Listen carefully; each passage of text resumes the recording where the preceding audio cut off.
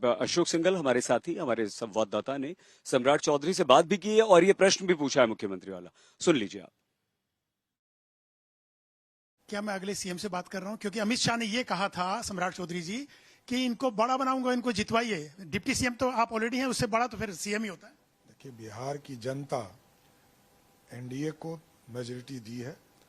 NDA लगातार बिहार में विकास का काम करते रही है। अच्छा सम्राट चौधरी जी, एक चीज और है, क्या फैक्टर्स रहे इस जीत में? आपको लगता है लोगों ने इतनी प्रचंड जीत से आप लोगों को जितवाया? देखिए, युवा, महिला और डेवलपमेंट और डिलीवरी, जनता ने इसका मजा देखा है कि 2005 से 2020 तक बिहार बदला और 2025 तक और तेजी से बढ़ा।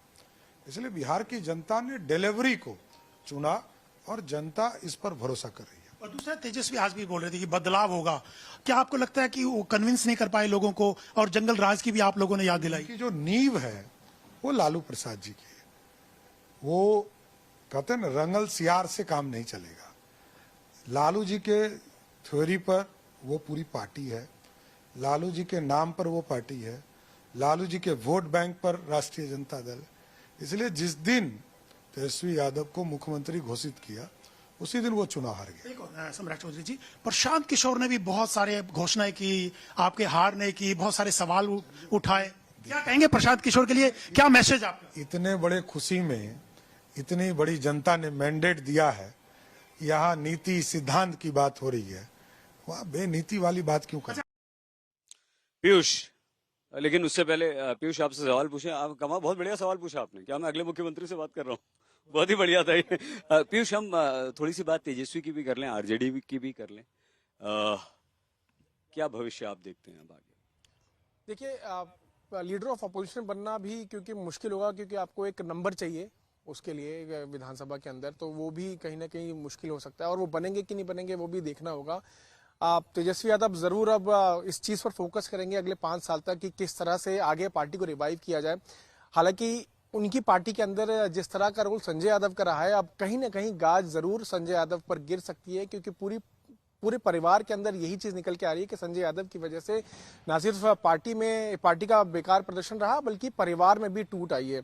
तो सभी चीजों को जो है वो तेजस्वी यादव कहीं ना कहीं फोकस में रखेंगे। मंथना जरूर होगी, बैठक जरूर होगी, लेकिन कल से जब से इस तरह का प्रदर्शन हुआ है महागठबंधन का, उसके बाद से अभी तक किसी भी तरह का कोई बैठक, कोई समीक्षा बैठक या कोई बातचीत जो है वो निकल के इस वक्त महागठबंधन की तरफ से नहीं आ रही। हालांकि कुछ कांग्रेस के नेताओं ने ये बोलना शुरू कर दिया है कि ये फ्रेंडली फाइट क्या होती है, क्योंकि कई ऐसी जगहें थी जहां पर फ्रेंडली फाइट की गई महागठबंधन के अंदर और उससे जरूर नुकसान हुआ।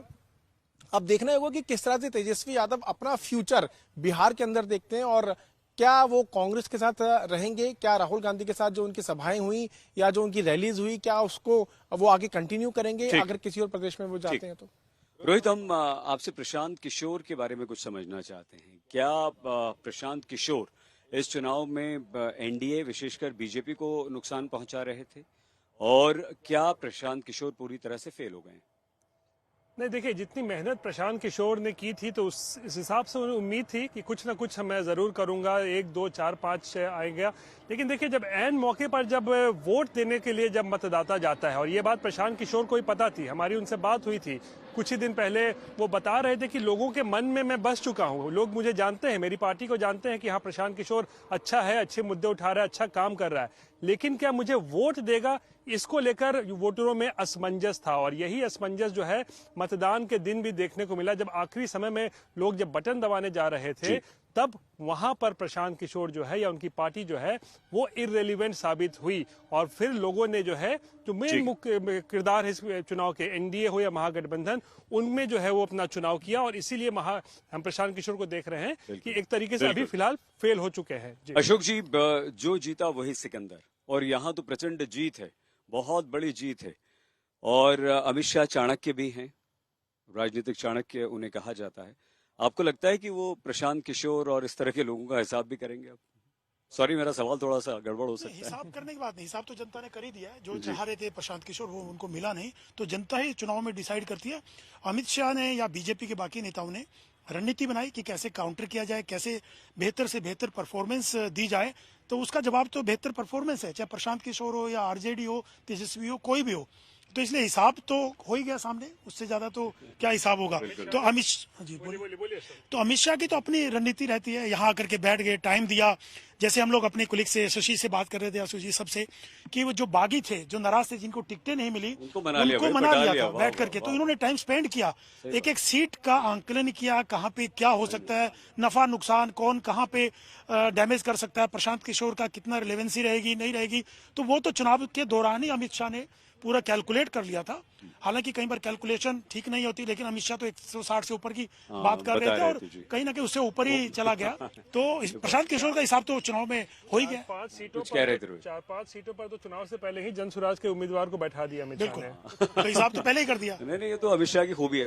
नीति बनाई थी बीजेपी ने कि प्रशांत किशोर पर कुछ बोलना ही नहीं है, ना कोई रिएक्ट करना है। अगर आप उनको रिलीवेंस देंगे वही मैंने आपसे कहा ना कि वो अमित शाह को जो चाणक्य कहते हैं ऐसे ही नहीं कहते भाई। आते आते मतलब प्रशांत किशोर की चर्चाएं बंद हो गई, सही बात है। हम आपसे आपके पुराने दोस्तों की बात करना चाहते हैं। आपके पुराने दोस्त मतलब लालू प्रसाद यादव और नीतीश कुमार, आपने इनकी दोस्ती भी देखी, आपने इनकी दुश्मनी भी देखी, आपने इन दोनों को भाइयों की तरह भी देखा, आपने तेजस्वी को नीतीश कुमार को चाचा कहते हुए भी देखा, आपने तेजस्वी को नीतीश कुमार को ये भी कहते हुए देखा कि वो तो अब चाचा गए। अब भविष्य आप आरजेडी का और तेजस्वी का क्या देखते हैं? देखिए, तेजस्वी ने अभी शायद मुझे लगता है कि अभी हाल में 3-4 दिन पहले 36वां अपना जन्मदिन मनाया है, तो उम्र काफ़ी है उनके पास, समय है। और राजनीति तो लंबा मतलब चलने वाला, मतलब ये तो हम लोग की तरह है नहीं, नौकरी की तरह रिटायर हो जाना है। राजनीति में कोई रिटायर नहीं होता है।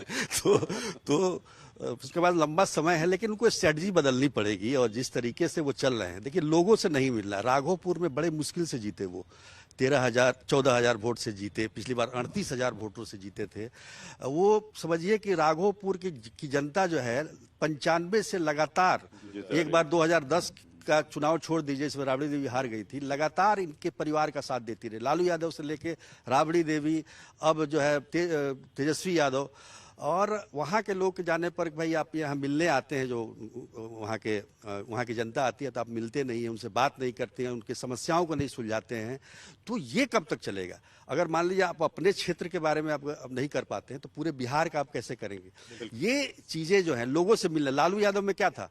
लालू यादव का दरबार खुला रहता था, वहाँ लोग आ रहे हैं, जा रहे हैं, अपनी समस्याओं को बोल रहे हैं, कोई पैर भी करा रहा है, कोई कुछ करा रहा है, कोई कुछ भी लेके आ रहा है, कोई कटहल लेके आ रहा है, कोई जमीन से जुड़ा रहता। तो इस तरीके के लोग अपने आप को कनेक्ट कर पाते हैं। ये कनेक्शन जो है तेजस्वी यादव ने नहीं कर पाए हैं। वो मैं मतलब कह सकता हूं इसको। और शशि, निश्चित तौर पर शशि बताइए। शशि, क्या 2030 में आप बीजेपी को बिहार में अकेले अपने दम पर चुनाव लड़ता हुआ देखते हैं? पूरी संभावना है सही जी जो आप कह रहे हैं, क्योंकि भारतीय जनता पार्टी का सपना भी यही है कि वो अपने बूते बिहार में सरकार बनाए, अपने बूते वो सरकार में आए। लेकिन नीतीश कुमार इस बार अगर हैं तो अगली बार होंगे, इसको लेकर के कोई गारंटी की स्थिति नहीं है। जो उम्र का पड़ाव है और जो चीजें चल रही हैं उसके मुताबिक बीजेपी उत्साह में है। कल बीजेपी कार्यालय में हम कई घंटे थे, आप भी थे वहां पे, पीयूष भी थे। जब हम बंद कमरों में बात कर रहे थे पार्टी के नेताओं से, तो उनका ये कहना था, वो सामने ऑन कैमरा बोले ना बोले, लेकिन ऑफ कैमरा तो वो यही कह रहे थे कि क्या हम जेडीयू से आगे हैं, 2 सीट भी आगे आ जाएं। पीयूष भी सहमत होंगे मेरी बात से। तो वो अपना एक साइकोलॉजिकल एज जो होता है एक अलायंस के अंदर, वो बीजेपी चाहती थी, वो एज उनको मिला है, वो डिलीवर कर रहे हैं बिहार में। और सबसे बड़ी बात कि पहले केवल नीतीश कुमार की चर्चा होती थी बिहार में, अब नरेंद्र मोदी, उनकी सरकार, उनकी योजनाएं, उन चीजों का ग्राउंड लेवल पे जो इफेक्ट दिख रहा है, वो इफेक्ट आने वाले दिनों में और बढ़ेगा। और हमने सुबह कहा था आपसे कि इंफ्रास्ट्रक्चर लेवल पे काम हो चुका है बिहार में। अगर इंडस्ट्रीज आती हैं यहाँ पे, जैसा खुद प्रधानमंत्री ने कल कहा है, निवेशकों से अपील की बिहार को लेकर के, तो वो चीजें अगर होती हैं अगले 3, 4, 5 साल में, तो बिहार में बीजेपी के लिए बहुत मुफीद वक्त आएगा।